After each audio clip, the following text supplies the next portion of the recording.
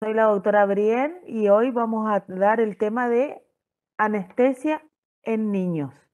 ¿Están todos escuchando? Solo veo cartelitos con nombre. ¿Alguno se anima a dar la cara? Así no hablo sola como loquita. Sí, doctora, se escucha, se escucha.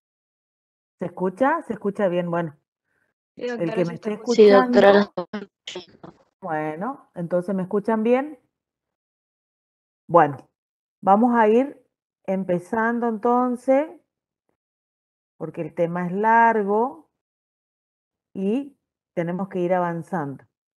Para los que no saben, yo soy la doctora Brien, soy docente, soy jefa de trabajos prácticos hace muchos años, así que soy docente de la clínica, una de las más viejitas, por no decir la más vieja.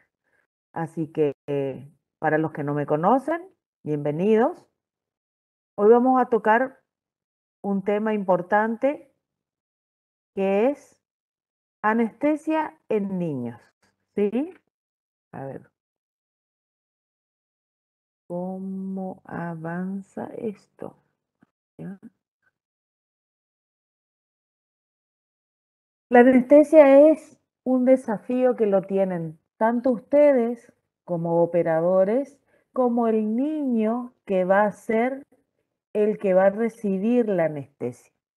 Por eso tenemos que desde ya primero saber qué tipo de anestesias podemos utilizar, qué técnicas tenemos que realizar y sobre todo qué motivación necesita el niño para hacer este tipo de práctica. Uno sabe de que nosotros con una buena anestesia logramos el objetivo de trabajar tranquilo porque el niño no siente dolor y podemos avanzar mucho más.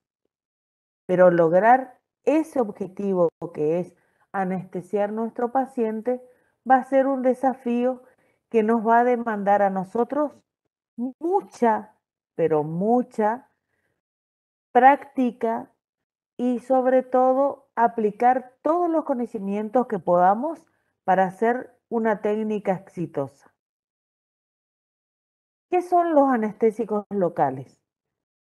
Como su definición lo dice, son bases débiles. Ustedes ya esto lo vienen manejando porque no es la misma anestesia que se coloca en los adultos, no la técnica, pero sí el producto, ¿sí? Son bases débiles que se obtienen generalmente como sales que bloquean en forma reversible, o sea, ustedes lo colocan y al tiempo eso se va, la conducción nerviosa en un área determinada del organismo, cuando son infiltrados o aplicados tópicamente. Es un esquema muy ilustrativo donde ustedes ven la transmisión nerviosa, donde está la flecha amarilla sería la aplicación del anestésico y qué pasa con ese estímulo nervioso que va avanzando, ¿sí? ¿Cómo está compuesta este anestésico? O sea, la droga base de nuestro anestésico, por una unidad lipofílica, que es la que nos va a permitir la penetración de la membrana. Acuérdense que el nervio está rodeado por una cápsula que es de contenido lipídico, entonces eso hace que se pueda atravesar.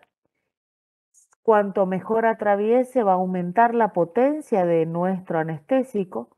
Por una parte hidrofílica, que es lo que le va a permitir la difusión de ese anestésico, que también nos va a dar la latencia, o sea, el tiempo que puede estar en actividad ese anestésico dentro del organismo, y una cadena en el medio que pueden ser de tipo ésteres y de tipo amidas.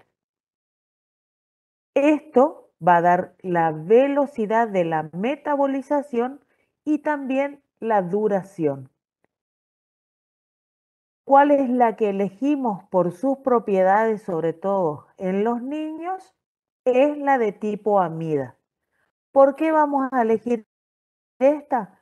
porque tiene mejor metabolización hepática. Acuérdense que todo lo que ingresa en el organismo como sustancia extraña va a ser metabolizado por un órgano que se llama el hígado, que es el que nos va a permitir después liberar esa sustancia que nosotros ingresamos.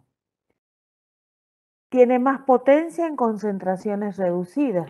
¿Qué significa eso? Que no necesitamos aplicar tanto anestésico para poder lograr el objetivo. Un tiempo de trabajo más prolongado. Es raro que se presente en hipersensibilidad. No hay sensibilidad cruzada entre ambos grupos, o sea, si se pudiera, existen productos donde se combinan ambos ésteres y amida, también se puede utilizar. Y también recalcar cuáles son los que se utilizan preferentemente en odontopediatría: la lidocaína, la articaína y la mepivacaína, pero la que viene sin vasoconstrictor. Acuérdense que nosotros tenemos un tipo de paciente en donde por sus características el médico tratante nos dice va a poder recibir anestesia pero sin vasoconstrictor. Dentro de las elecciones, en el caso de la odontopediatría, vamos a tener que valernos de esta droga. ¿Por qué? Porque las otras no presentan, o sea, no tienen una presentación sin vasoconstrictor, entonces estamos limitados en su utilización. También existen otros tipos como la prilocaína, la bupivacaína, la ropivaína, que por su potencial y toxicidad no se utilizan en niños menores de 12 años. Los tipos de ésteres son las otras, las de las otras cadenas, que no son las que utilizamos nosotros. ¿Por qué? Porque se metabolizan más en el suero, no llegan a ser mejor metabolizados a nivel hepático, son menos estables y de corta duración, provocan muchas reacciones alérgicas, son de tipo ésteren, la benzocaína al 20%, que es la que nosotros utilizamos como anestésico tópico, ¿sí? La tetracaína, la procaína, la cocaína y la piperocaína, ¿sí? Entonces, al horario, a la hora de elección, deberemos hacer las de tipo siempre amidas. ¿Cuál es la dosificación? Acuérdense de que vamos a tener que mirar la presentación de nuestro producto para saber su concentración y a su vez tener la idea del peso, o de, mejor dicho, la masa corporal, que es lo que más nosotros utilizamos para la dosificación, para hacer un uso correcto de esta droga.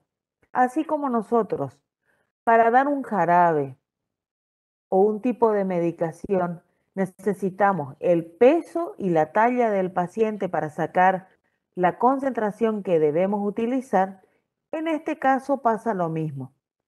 Habitualmente es más específico, sobre todo en niños mucho más pequeños, no en la proporción de peso-talla, sino de la masa corporal, porque en el niño estamos más sujetos a que si nos pasamos en la dosis podemos provocarle algún tipo de daño. Entonces, tenemos la lisina, que se va a la concentración al 2% con el vasoconstrictor 1 en 100.000, que sería en este caso la adrenalina. Entonces, ¿qué pensar de esto? Que su concentración son 20 miligramos de este anestésico cada mililitro de la presentación de nuestro anestubo. Donde hay que tener en cuenta que siempre todas las drogas tienen una dosis máxima diaria, que sería la recomendada, que sería el tercer cuadrito, el DMR es la dosis máxima recomendada, que es cantidad de miligramos por kilogramo de peso del paciente en este caso. Acá nuestra dosis es de 4. ¿Cuánto sería? 4 miligramos. Si esto nosotros lo convertimos en la carpule, tendríamos, como nuestra carpule tiene 1.8 mililitros, estamos hablando de que tenemos 36 miligramos por cada carpule. Esto llevado a un ejemplo de un paciente de 10 kilos, que sería muy poco peso, habitualmente nosotros no manejamos ese tipo de paciente tan pequeño, sería de que nuestro número máximo de anestésicos por sesión sería solamente 1. ¿Se entiende? Ahora vamos a ver un ejemplo, pero para que ustedes vayan viendo de dónde salen los números que manejamos para sacar la dosis máxima diaria que se puede colocar en el paciente. ¿Se entiende? Hola, ¿me escuchan? Sí, sí, doctora, se entiende, se entiende. Se entiende. Bueno, así mismo pasa con la articaína. ¿Cuál es el problema? La lidocaína al 2% no existe actualmente en el comercio. Es difícil de encontrarla. Entonces tenemos que tener las otras variantes que sí hay en el comercio, pero que nosotros que manejamos dosis tan pequeñas para los niños, tenemos que bien manejar qué cantidad de carpules podemos utilizar por sesión. Entonces ahí tenemos la articaína, que sería la totalcaína que habitualmente utilizamos, al 4%. Entonces su concentración es 40 miligramos por mililitro. Entonces la dosis máxima recomendada de este es 5 miligramos por kilo. Y ahí nos vamos a que esa cantidad nos lleva a que tenemos 68 miligramos por cada carpule. Imagínense que es casi el doble de lo que tenía la lidocaína. ¿Qué nos pasa? Que ahora, más allá de que la dosis máxima es un poquito más elevada, no nos permite ni siquiera poner en un ejemplo de un paciente de 10 kilos el anestuvo completo por sesión. Imagínense que tenemos que manejar la toxicidad del producto para no pasarnos cuando hacemos macana y no anestesiamos bien. Entonces, pensar nosotros en que tenemos que saber bien qué cantidad de producto podemos llegar a colocar y hacer más hincapié en realizar una correcta técnica. ¿Sí? La otra que teníamos dentro también de esta clasificación es la mepivacaína, que era la del sin vasoconstrictor. Esta es una intermedia en concentración, ¿eh? Es concentración 30 miligramos por mililitro. Su dosis máxima es parecida a la lidocaína, pero entonces como es de un poquito mayor concentración, nos hace de que cada carpule tiene 54 miligramos. O sea, pero su concentración es un poquito mayor a la lidocaína. Por eso es que su valor no llega a ser un anestuvo completo por sesión. Vamos a ver un poco en el ejemplo, así entendemos. Dosis máxima en la lidocaína. Pónganle un paciente de 20 kilos, que sería un paciente de aproximadamente entre 5 y 6 años, y esos serían los valores. Ustedes tienen en su historia clínica que pedimos justamente el peso y la talla del paciente para hacer este tipo de dosificación. Uno no pide de chusma, uno no pide la información necesaria para hacer una correcta aplicación, tanto un anestésico como para la dosificación de cualquier tipo de medicamento que necesitemos dar a nuestro paciente. Entonces, si la dosis era de 4 miligramos por kilo, tenemos 4 miligramos por 20 kilos nos da 80 miligramos. ¿Sí? Esa es nuestra dosis máxima diaria. Si 36 miligramos habíamos visto que tiene un anestuo, 80 miligramos, que es lo que nos permite el paciente, hace una regla de 3 simple. ¿Ustedes saben hacer una regla de 3 simple? ¿Sí o Sí, no? sí, sí. Bueno, este por este sobre este.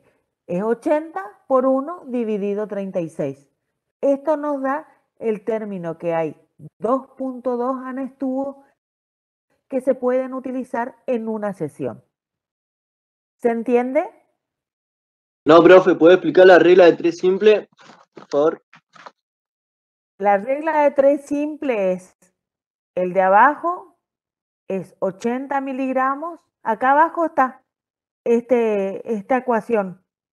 Los 80 miligramos por 1 por el 36. Si ustedes hacen esa matemática, esa operación, le va a dar este valor que es 2.2.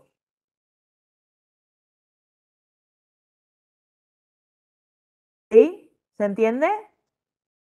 Claro, el de arriba del 1 sería lo que estaría representando tu El 100%. Vos 1, tenés que buscar la equivalencia. claro. El 36 sería el 100% del tubo. 36 Claro, sí. miligramos. ¿Sí? ¿Se entiende? Si nosotros hacemos, a ver, vamos a agarrar la calculadora y vamos a hacer 86 dividido, no, 80, ya hasta ahora del día, 80 dividido 36 es 2.2. A ver, ¿dónde está la cámara? 2.2. ¿Sí? Está hecho el cálculo. ¿Se entiende? Vamos a ver en el otro, en la otra, en el otro ejemplo. Articaína, que es la que nosotros habitualmente utilizamos, que es la que conseguimos en el comercio. El mismo paciente, 20 kilos. Nuestra dosis máxima en este caso era 5 miligramos por kilogramo de peso. La misma regla, 5 por 20 nos da los 100 miligramos. Entonces, ¿qué cantidad de anestuvo vamos a poner? Habíamos visto que en la articaína ya no teníamos el 36 del otro día, teníamos 68. ¿Sí?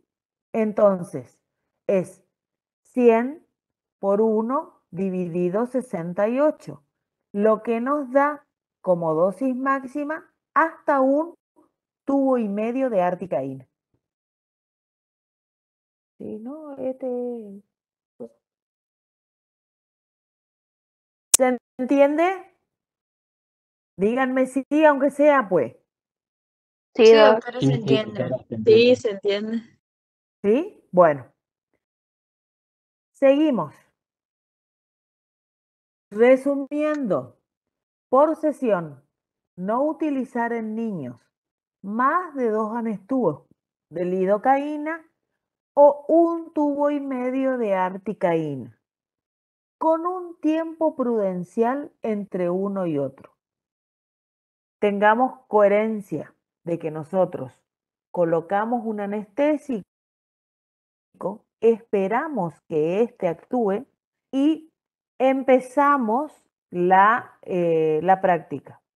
Vemos que nuestro paciente está con una cierta sensibilidad, entonces pensamos en volver a hacer la anestesia.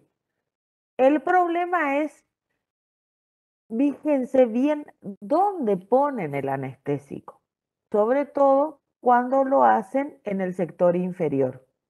Uno de los errores más grandes es no ubicar bien, no entra la aguja en forma completa, a la altura en que hay que poner el sitio de punción, hacia dónde depende la edad del niño, que es lo que vamos a ir aprendiendo hoy. ¿Sí? Seguimos. ¿Qué componentes va a tener ese tubito de anestesia? el anestésico, sea la droga que sea, el vasoconstrictor, habitualmente la adrenalina, en la concentración de en 1 en 100.000 o 1 en 50, que no significa que tiene menor cantidad, sino al contrario, la concentración del vasoconstrictor es mucho mayor. Conservante, el metilparabeno, que suele ser el provocador de las alergias, de las anestesias.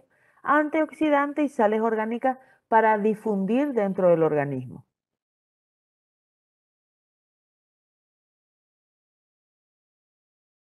¿Por qué cuesta tanto?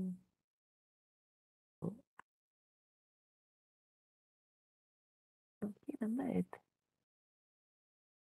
Bueno, ¿por qué se utilizan los vasoconstrictores dentro de un anestésico? La adrenalina, que es la epinefrina, pueden llegar a ser desde 1 en 50.000 hasta 1 en 200.000. ¿Por qué? Contrarresta la acción vasodilatadora del anestésico.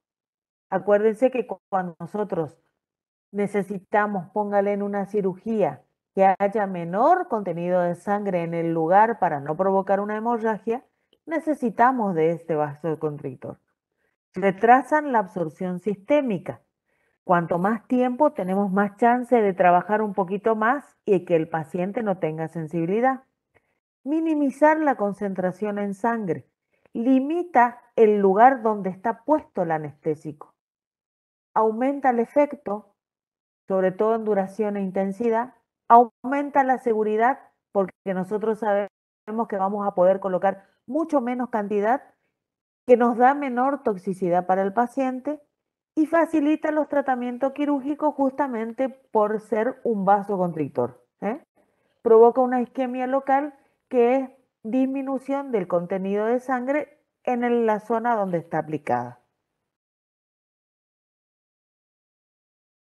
Pero tiene, como toda cosa buena, tiene sus efectos no deseados, que a nivel del sistema nervioso central puede provocar mareo, cefalea, visión nublada, temblor.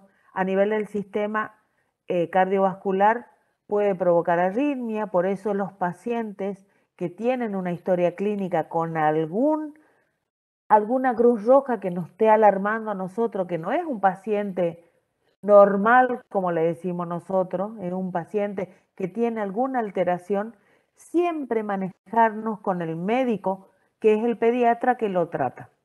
Nosotros sabemos poco del paciente. El pediatra es el que sabe del niño desde su nacimiento, el pediatra que lo atiende habitualmente, entonces nos puede decir, ojo doctora, este paciente tuvo cuando era chico un soplo, entonces siempre tener en cuenta de que hay una infiltración de productos que tienen cosas que le pueden hacer mal.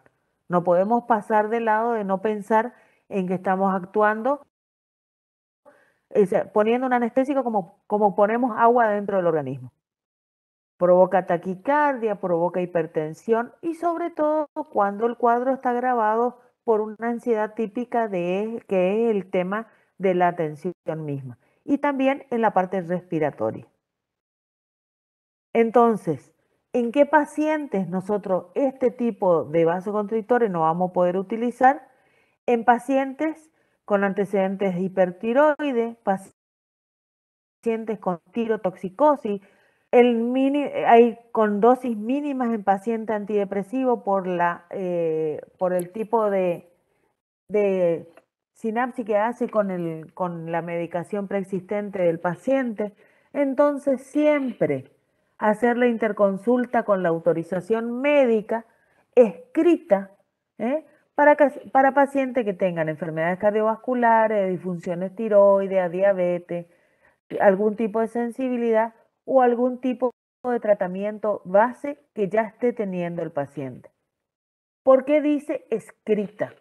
Porque adjuntada a su historia clínica tiene que estar escrito por el médico, firmado y sellado, de que ustedes pueden hacer cualquier tipo de práctica con ese tipo de anestésico.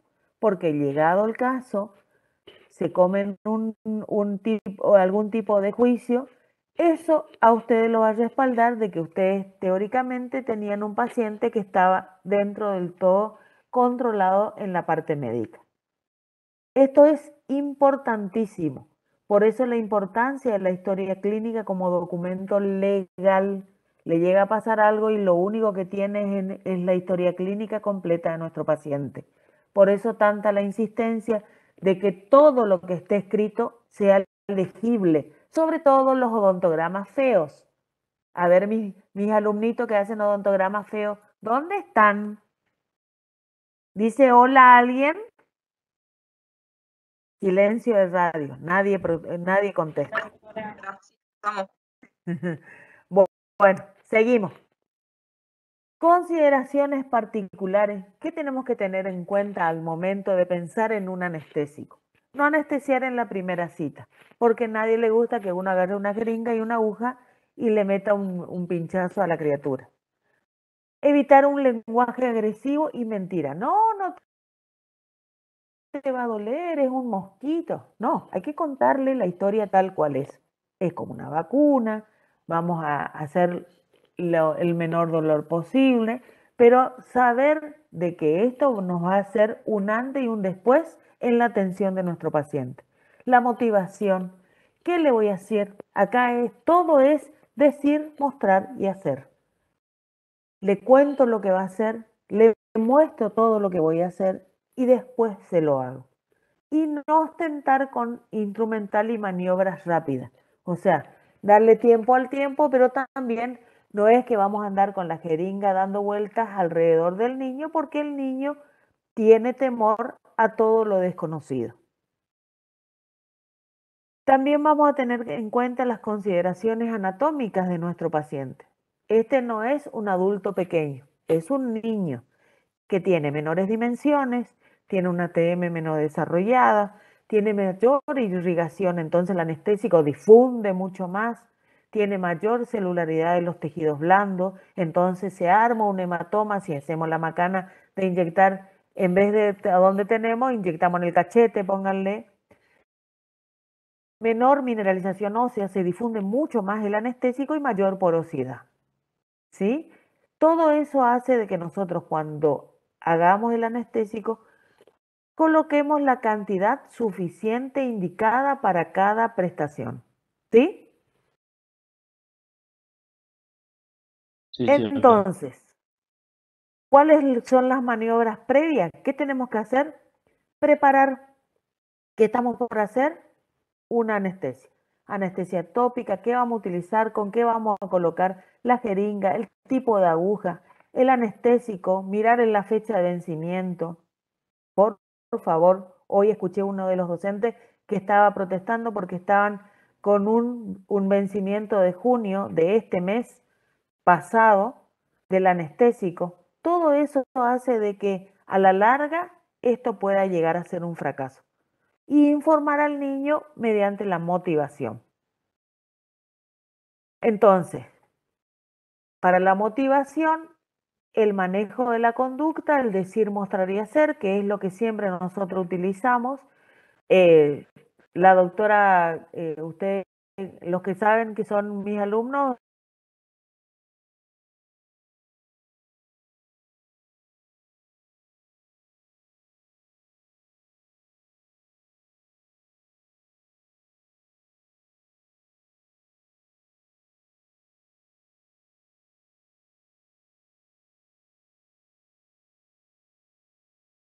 uno hace para hacer esto.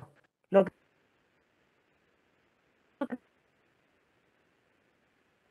digo, mucho también la acción. Por ahí, no en nuestro caso, sino en la parte de especialista, es la sujeción por parte del operador o por parte del tutor para poder lograr el anestésico. ¿Sí? En forma firme. Acuérdense de que nosotros nos manejamos más con manejar la conducta y no hacer un forcejeo que termine en que un manotazo pueda llegar a romper una aguja dentro de la boca. ¿Cuántos tipos de anestesia tenemos? La tipo local, la tópica y por inyección, que es la infiltrativa terminal, la infiltrativa troncular o la transpapilar. Se suma a una la que ustedes habitualmente utilizan, que es justamente la transpapilar, que es una técnica que se utiliza mucho en niños. ¿Cuál es la anestesia tópica habitualmente utilizada? Es la benzocaína al 20% en su presentación en gel. Todo lo que está resaltado en un color azul es lo que habitualmente utilizamos y lo que está en rojo es lo que no se debería utilizar. Dice que la presentación es en gel, que es la mejor. ¿Por qué es la mejor? Nosotros colocamos el cantidad de anestésico necesario, específico, sin necesidad de que, si fuera líquido, ponerlo en muchos más lugares que provocan una sensación rara y un gusto desagradable en la boca. O en el caso del aerosol, que está en rojo, porque nosotros sabemos que eso produce un choque con el paciente de esa cosa que se le imparte de golpe y hasta tiene una sensación fría y desagradable porque larga mucha vaporización con el sabor en la boca. Entonces, el ideal, el gel o el líquido. Habitualmente lo que más conseguimos es el gel. Esta es en benzocaína al 20%. Esto es una cosa que se pregunta siempre en el examen. ¿En qué concentración? ¿Cuál es el anestésico tópico utilizado? ¿En qué concentración? ¿En qué tipo de presentación? ¿Cómo se aplica? Siempre con la mucosa seca para que haya mejor efectividad. Colocar el anestésico mínimo 2 minutos en contacto con esa mucosa seca. La eficacia plena dice que dura en su efecto entre 30 segundos a 5 minutos, según la cantidad del producto aplicado. O sea, hay que dejar entre 30 segundos y 5 minutos para que realmente haga el efecto. No es instantáneo. Dando, como solemos contar siempre, un aspecto apergaminado, un aspecto que la mucosa parece rugosa, porque y por la misma vasoconstricción que produce en el tejido el efecto del producto. ¿Sí? Su duración, 5 minutos, pero nosotros lo que estamos logrando es un poco de motivación para que después venir con la jeringa montada y ya, esperados los 5 minutos, dar una suerte de sensación de que el pinchazo no le va a doler. Porque ¿cuánto puede atravesar la mucosa? Más de 1 o 2 milímetros, o sea, de que el pinchazo le va a doler. Nosotros no podemos mentirle, no, con este no duele nada. Mentira. Eso es mentira. Vamos a tratar de que el pinchazo no duela tanto, de que con la maniobra uno le vaya hablando y vayamos tomando la confianza para que al paciente le duela menos. Lo ideal sería no mostrar la aguja, permitir primero al niño manipular la jeringa para saber cómo se maneja. Uy, esperen que se me cayó el enchufe.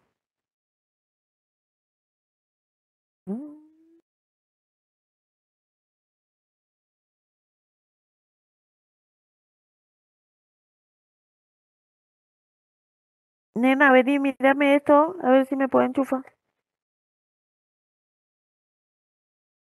O si no, enchúfala ya. Ya, mete las patitas.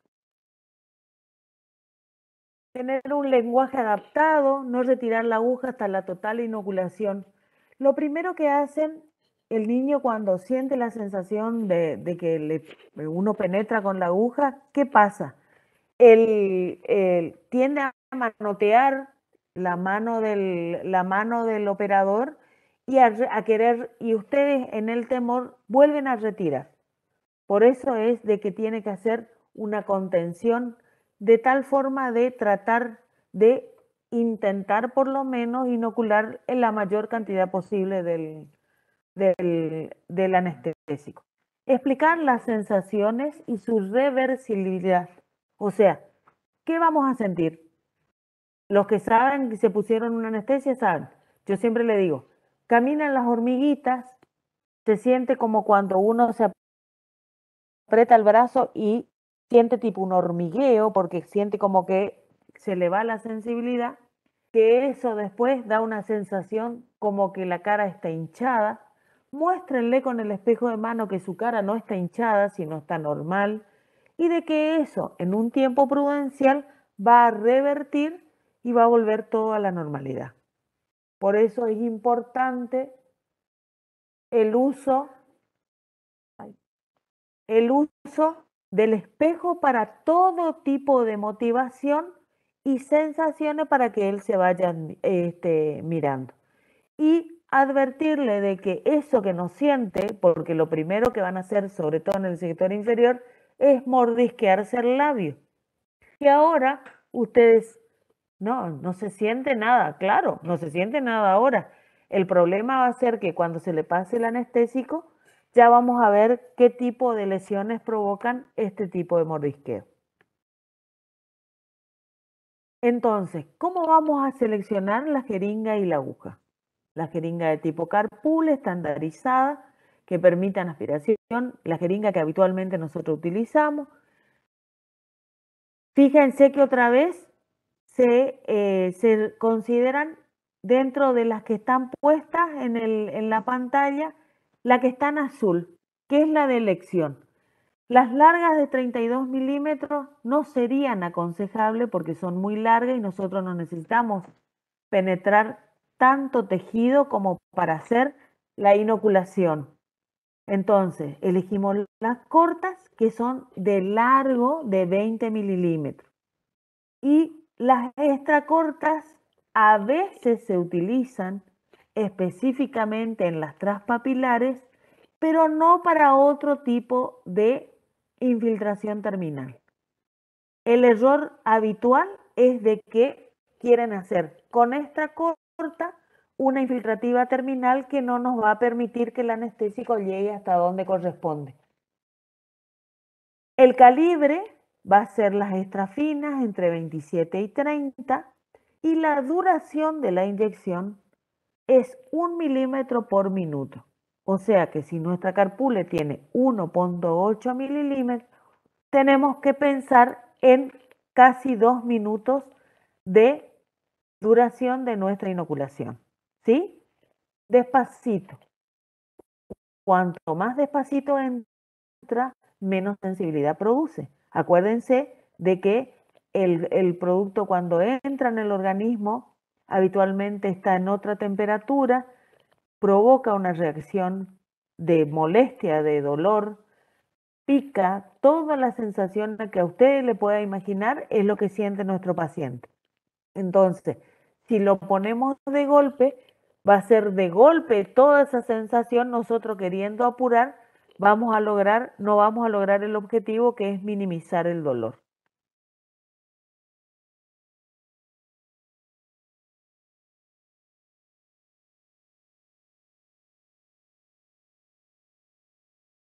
Entonces, la que vamos a utilizar, acuérdense dentro de la clasificación, era la infiltrativa terminales, tronculares y la transpapilar. Las infiltrativas de tipo terminal, la infiltrativa tanto de tipo terminal como la de tipo troncular son las que se inoculan dentro del organismo, por eso es infiltrativa, no tópica como la otra. Se inocula dentro de la fibromucosa del vestíbulo, del periósteo y del hueso, porque ingresa en todo el organismo. El sitio de punción, en este caso, es el fondo del surco a la altura del ápice de la pieza a tratar. Fíjense dónde se va a colocar. Minimizar las molestias. ¿Cómo? nosotros tenemos que mirar la aguja. ¿Hacia dónde está el bisel? Ese bisel tiene que ir hacia el hueso. ¿Por qué tiene que ir hacia el hueso? Porque nosotros lo que estamos intentando es lograr llegar a ese nervio que anda metido adentro del hueso. Entonces, si nosotros giramos la aguja y nuestro bisel se va para afuera, tenemos más riesgo de provocar una inoculación errónea, ¿sí? Y también entiendan el movimiento. Yo tracciono el labio y entro la aguja en un mismo movimiento. Entonces lo que siente es no tanto el ingreso de la aguja porque está sintiendo la tracción del labio. ¿Entienden? En un mismo momento traccionamos el labio e ingresamos la aguja. ¿Sí? Sí, doctora. ¿Entienden? Si nosotros hacemos habitualmente en el adulto, se tracciona el labio y uno tiende a dejar la mucosa mucho más estirada para poder hacer el ingreso de la aguja. Bueno, lo que podemos hacer es hacer en el mismo movimiento las dos cosas. ¿Cuánto va a entrar? Acuérdense que era la aguja corta de 20 milímetros. Entonces tenemos que ingresar por lo menos la mitad de la aguja. Y según la pieza dentaria, lógicamente en el sector anterior va a ser un poco menor porque los tejidos son mucho menores para lograr el objetivo de la localización del nervio. Entonces, vamos a la primera, que es para el sector de incisivos y caninos superiores. ¿Quién inerva estos dientes? El nervio maxilar superior. Ese sería el tronco del nervio que en sus ramas ya terminales tiene el alveolar superior anterior. ¿Sí? ¿Cuál va a ser nuestro sitio de punción? El pliegue mucovestibular a nivel de la pieza a anestesiar. Si estamos por hacer algún tipo de tratamiento pulpar, sobre todo en el sector anterior, porque habitualmente las operatorias no llevan anestesia porque son de tamaño pequeño, sino ya directamente van a tratamientos pulpares estas piezas dentarias, sería la necesidad de hacer este tipo de tratamiento, ¿sí? Entonces, ese sería el lugar, el sitio de punción del diente específico que van a tratar. La profundidad, más de 6 que de 8, aguja corta, porque es de adelante y porque es cortito y porque es chiquitito, intentar a poner con una extra corta, no van a lograr el objetivo de lograr, miren a qué altura en el dibujo está el filete nervioso ingresando en el ápice del diente. Ahí tenemos que ir, en esa zona donde tenemos que ir. ¿Qué cantidad de depósito? Si vamos a hacer una operatoria o un tratamiento pulpar, entre medio nos tubo y 3/4 ya estaríamos en condiciones de realizarlo. ¿Sí? ¿Seguimos? Sí, doctora. Sí, doctora. Sí. Para los molares primarios y el primer molar permanente que está dentro de la zona. Nos vamos para atrás. Es el mismo nervio, pero en su rama alveolar posterior y alveolar medio. Acuérdense que en la mitad se entrecruzan. ¿Qué suele pasar? ¿Qué está anatómicamente en el medio de todo esto? La cresta cigomato-alveolar. Entonces, ustedes por ahí quieren anestesiar el segundo molar superior y entonces quieren hacerlo por delante de la cresta. Pero ¿qué pasa? Nuestra raíz distal está más inervado por los filetitos del posterior, entonces está con sensibilidad. Entonces pensar que en esa zona la cresta nos puede dar a veces tener que hacer el sitio en los dos lugares. pero recordando siempre que se anestesia sobre lo anestesiado. Si ya hicimos una primera punción y hay sensibilidad, vayamos a ese sitio que ya está con cierta anestesia para reforzar nuestra anestesia. ¿Se entiende? Anestesiar sobre el ya lo anestesiado para reforzarlo. ¿Se entiende la idea? El sitio de punción va a ser el mismo, el pliegue mucovestibular a nivel de la pieza anestesiar, la misma profundidad, quizás acá ya nos permita una mayor profundidad porque hay mayor cantidad de tejido. También, según lo que vayamos a hacer, siempre la aguja corta de calibre 30, nunca cambiamos en la aguja. Cantidad de depósito, también. Medio anestubo para operatoria y tratamientos pulpares, por ahí ponemos medio anestubo y estamos en la espera de que si hay necesidad, colocamos un poquito más, pero ya no a donde habíamos hecho, sino un poquito más adelante o un poquito más atrás, teniendo en cuenta esa unión que suele haber entre el alveolar posterior y el alveolar medio. ¿Sí? Seguimos. Sí, sí, doctora. Acá estaríamos aplicando para el sector posterior, partiendo de la misma técnica, traccionando el tejido, colocando la jeringa paralela al diente y ahí ingresamos siempre bisel a hueso con la profundidad de que tiene que entrar como mínimo la mitad de nuestra aguja. Dice, medio anestubo para operatoria y tratamientos pulpares.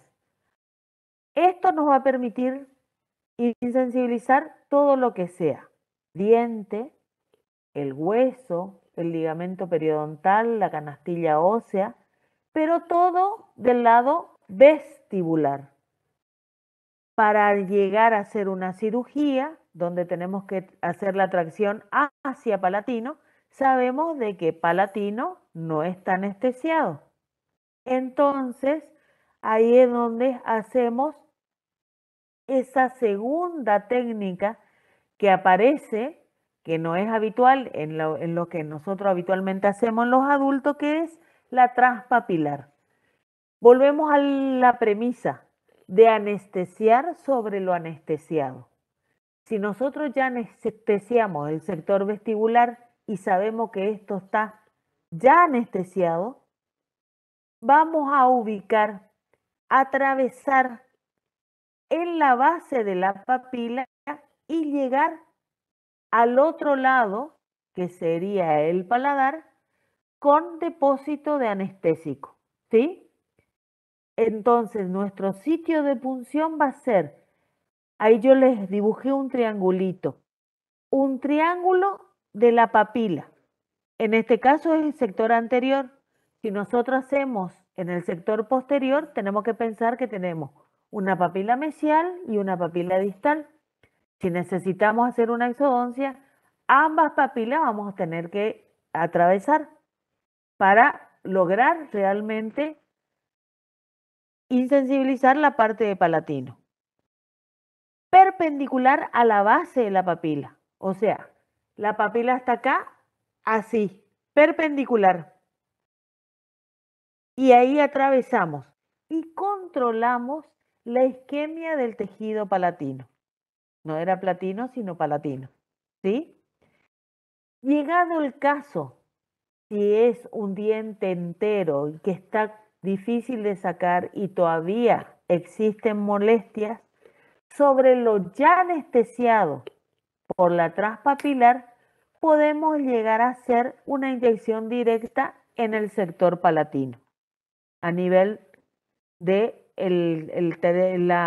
dividiendo la parte de la parte palatina en 3 partes, el sector medio, no cerca de la gingiva del diente, sino en el sector medio, donde estaría ubicado el ápice de la pieza dentaria, ¿sí? Pero siempre es anestesiar sobre lo anestesiado. Esa es la premisa. ¿Se entiende? Sí, Sí, doctora. profe. Sí, sí. Seguimos. No sé por qué no me deja pasar con el otro coso. Bueno, ¿cuándo está indicada este? Es el cierre de circuito necesario para la exodoncia en el maxilar superior. Ese cuartito de estuvo que nos quedó, lo utilizamos en ese cierre de circuito. En exodoncia de pieza dentaria con raíces completamente o casi completamente reabsorbidas, los incisivos inferiores, póngale que están flojitos, pero no llegan a poder hacerse la tracción completa, le ponemos gotitas en cada papila y logramos la insensibilidad de esa zona, tanto de la zona vestibular como de la zona lingual o la zona palatina, y en caso de molestias del clamp, gotitas colocadas en la papila, ¿sí? Terminamos la parte maxilar superior. ¿Completamos? ¿Alguna duda? ¿Repasamos algo? Está bien, doctora. ¿Necesitan saber algo? Seguimos. Se Está entendió, bien. se entendió. Bueno, ¿qué vamos a tener en cuenta para hacer la anestesia troncular ya en los molares inferiores? Todos los dientes del maxilar inferior van a necesitar este tipo de anestesia. O sea que si necesitamos hacer cualquier práctica en cualquiera de estos dientes, vamos a necesitar la anestesia troncular. ¿Sí? Acá, acuérdense que el nervio ya no está como en el sector superior, en la zona de los ápices, sino que tenemos que ir a abordarlo allá donde ingresa, a la altura de quién. ¿Cómo se llama ese sector donde entra el nervio dentario inferior? ¿La espina de quién? ¿No se Espina de escucha? Spic. Espina de Spic. Ahí está. Este es el sector que nosotros intentamos abordar con nuestro anestésico, porque ahí le tenemos que agarrar al nervio antes que entre por el conducto dentario inferior. ¿Sí? El problema es que esta espina de Spic está ubicada en un sector que acompaña el crecimiento de este hueso maxilar inferior. O sea, de pensar de que la espina de Spic no está en el mismo lugar a los 3 años, a los 5, a los 8 o a los 10. ¿Sí? Entonces, miren cómo se ve en el maxilar inferior la ubicación de la espina en estas fotos tan lindas. Obviamente, en la imagen que está más hacia la derecha mía, la que está más a este lado, está más acostado el maxilar inferior, la espina de Spic está ubicada en otra posición, no tan alta. Entonces, fíjense lo que tenemos que tener en cuenta en las características anatómicas de este hueso para tener en cuenta para el abordaje. Que la profundidad del foramen a los 3 años es a 5 milímetros del borde posterior del maxilar inferior y a 15 milímetros del borde anterior. Y a los 5 está a 8 milímetros y a 17 del borde anterior. Esto está mucho más hacia abajo. Entonces, la altura con respecto al plano oclusal va a tener en cuenta que menos de 6 años va a ir por debajo del nivel del borde gingival. Miren lo bajo que está. Entre los 6 y los 10 a nivel del plano oclusal y entre los 10 y los 12 ya casi 5 milímetros por encima. ¿Cuál era nuestra premisa en los adultos? A 1 centímetro por encima del plano oclusal. Ahí lo buscábamos, ¿no es cierto? ¿Sí? Sí, profe. doctora. Bueno, entonces, acá tenemos que tener en cuenta que la edad de nuestro paciente es fundamental para ir a ubicar a dónde anda este foramen. ¿Qué vamos a tener entonces en cuenta? De que habíamos visto de que podíamos hacer, como en los adultos, la técnica directa al nervio dentario inferior, que el sitio de punción siempre va a ser el mismo, la fosita pterigomandibular a nivel de las superficies oclusales. ¿Cómo lo palpábamos a eso? Con el dedo índice, si era del lado derecho de nuestro paciente. ¿Qué palpamos? Línea oblicua externa. Llegamos al fondo del último molar, giramos el dedo y queda a la altura de nuestra uña. Hola. ¿Sí? Y ahí está la fosita. Desde el lado opuesto, fíjense la jeringa en la imagen, desde molares del lado opuesto hacemos nuestra punción. Vamos a utilizar la misma aguja corta. La profundidad va a ser mayor. Yo diría que entre 8 y 10 y un poquito más. ¿Cuál suele ser el problema acá? Que ustedes ingresan teóricamente en el lugar y ¿cuál es el primer tope que tienen? Que chocan y parece que chocan con el hueso y no llegaron a entrar ni 5 milímetros de aguja. Y ahí suelen querer poner igual. Acuérdense que necesita suficiente profundidad para llegar allá a donde estaba la espina de espía, donde entra el nervio. Entonces me dicen, doctora, ya le puse un anestuvo y no le toma la anestesia. ¿Qué pasó? Le faltó profundidad suficiente porque le erraron en el sitio de punción. ¿Sí? Y también en la dirección de la aguja, teniendo en cuenta la edad de nuestro paciente y la ubicación de la espina de Spee. ¿Qué cantidad vamos a colocar? 3/4 del anestuvo, porque en estos casos también se hace en el caso de la cirugía, el cierre de circuito. Operatorias y endodoncias, o sea que ya con un 3/4 anestuvo podemos estar tranquilos. Yo les suelo decir siempre a mis alumnos, lograste que abra la boca, lograste ponerle la anestesia, pone todo. Si vos sabés de que un anestuvo no le va a hacer nada, pone un anestuvo y garantizad de que trabajemos tranquilo con un margen de tiempo suficiente. ¿Sí? Entonces, lo ideal, el tubo entero. ¿Ya lograron el objetivo de ingresar? El tubo entero. Acá se anestesia el nervio lingual al retirar la aguja a media distancia. Si en nuestro caso sería una cirugía, necesitamos insensibilizar la mucosa lingual. Entonces, sí o sí, no tenemos que acordar del nervio lingual. O para poner un clamp. Entonces, ponemos todo y vamos retirando y a medida que vamos retirando, vamos siguiendo colocando gotitas para la parte del nervio lingual. ¿Se entiende?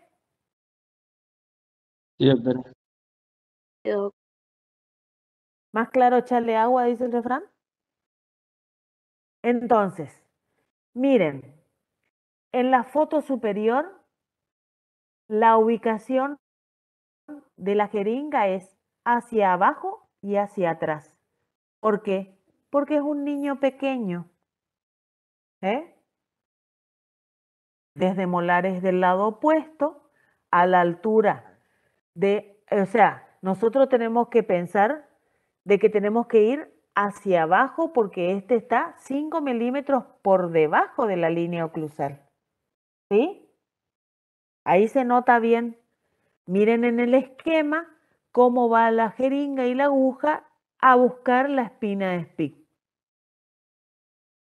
En la otra foto, también una técnica directa desde molares del lado opuesto. Ahí está marcado el de arriba hacia abajo y hacia atrás y este a nivel del plano oclusal. ¿Sí? Se ve en esquema y se ve en foto de boca. ¿Sí? ¿Se Sí, entiende? doctora, se ve bien. Muy bien. Continuamos. Y me deja esta porquería. ¡Opa! ¿Te entusiasmo?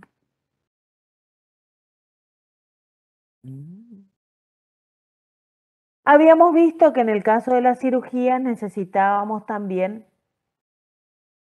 en la parte, nosotros con el nervio dentario inferior garantizamos que queda sin sensibilidad canastilla ósea, diente, ligamento periodontal. Pero en el caso del maxilar inferior, el nervio bucal que se desprende antes de entrar en la espina de Spic es la que da la sensibilidad a la mucosa vestibular en el maxilar inferior. Entonces, si necesitamos hacer una sindesmotomía, tenemos que pensar de que tenemos que ir a molestarle a ese también para poder trabajar tranquilos, ¿sí? O cuando molesta el clamp, unas gotitas en el fondo de surco, ¿sí? Esta sería la indicación para exodoncia o también para utilizar en el caso de que moleste mucho el clamp, o si no, la transpapilar. ¿Cuál sería el sitio? Siempre la anestesia tópica primero, o sea, colocar un poquito para evitar el dolor, y en el fondo de surco o en el pliegue mucovestibular a nivel del borde anterior de la rama o a distal. A mí me gusta más el distal del último molar. Allá donde comienza, vieron que el fondo de surco va bien abajo hasta que sube. Ahí a donde empieza a subir, ese es el lugar ideal. Ahí lo agarramos porque después de ahí se va a entrar. ¿Está? Sí, doctora. Siempre agujas cortas de calibre 30 mínimo. El ingreso de la aguja. Para que ingrese el bisel, más de 5 milímetros suficiente. ¿Y qué cantidad? Algunas gotitas. Con esa es suficiente. Acuérdense que el calibre del nervio también es importante porque necesita menor cantidad de anestésico para producirse la insensibilidad. Uy. ¿Qué puede pasar cuando uno ingresa este tipo de fármacos dentro de la boca? Aumento de la presión arterial, alteraciones del ritmo cardíaco, todo relacionado a la interacción que pueda llegar a tener en la farmacología que el paciente habitualmente consume. Por eso vuelvo a insistir, la necesidad de tener una historia clínica completa, de saber qué tipo de paciente estamos tratando. Y también en el caso de pacientes con sedantes, porque la sedación también es una suerte de, se utilizan para hacer un anestésico. Hay productos que hacen una sedación profunda, que sin necesidad, que serían la parte de los aerosolos, que es lo que nosotros habitualmente no utilizamos, pero en ese caso es la sedación profunda del paciente, es sacarlo del nivel cognitivo de la alerta que produce el dolor, entendámoslo así. Entonces, la importancia siempre de la historia clínica. ¿Cuál es la contraindicación? Preguntarle al paciente, ¿alguna vez te anestesiaste? No, pero sos alérgico, te suele salir ronchita, sueles comer algo y como que te brotas todo. Pasas por abajo una planta del mango cuando está florecido y te brotas. Esta es una alerta de que a nosotros, en algunos casos, necesitemos primero hacer un test de que nuestro paciente no sea alérgico. Y siempre poner en la primera sesión la menor cantidad posible para esperar la reacción.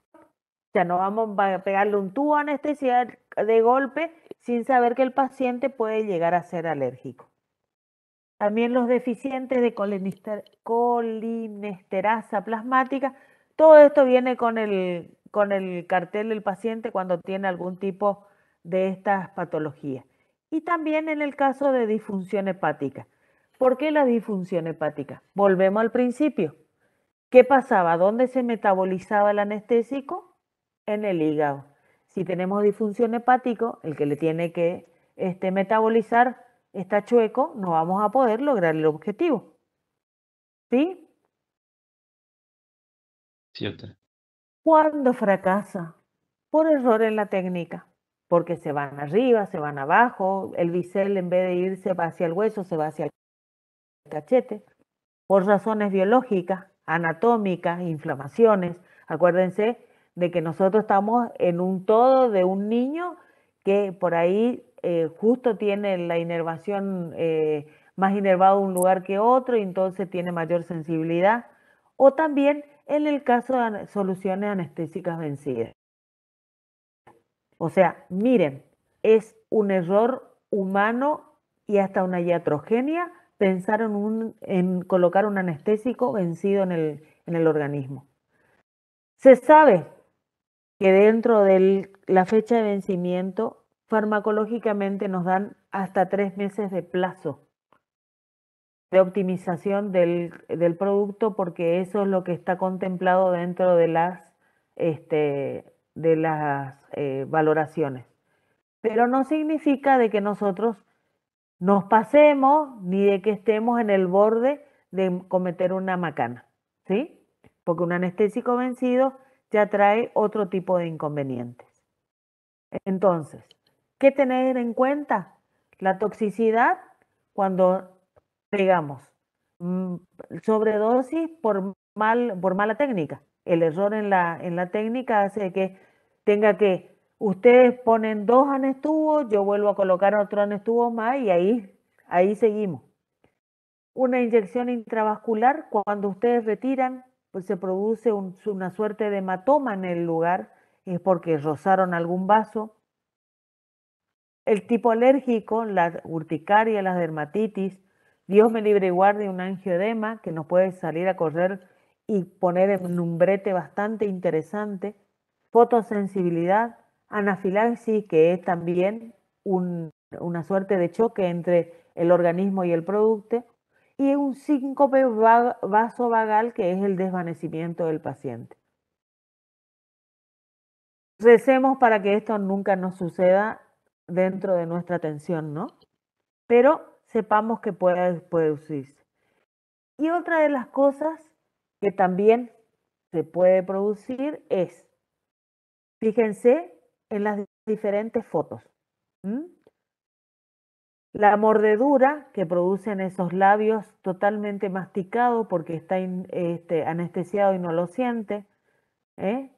Quemadura que también produce, es una suerte de quemadura que produce en el organismo, por ahí no llega a hacerse la lesión. Una parestesia, que es porque lo atravesamos mal o llegamos muy cerca del nervio y le provocamos algún daño por alguna causa. Esto es, a veces no es provocado, pero bueno, uno tiene que saberlo. Una isquemia, fíjense el cachete de esa criatura, es una inyección intraarterial, o sea, le erramos grande. Un hematoma cuando es intravenoso.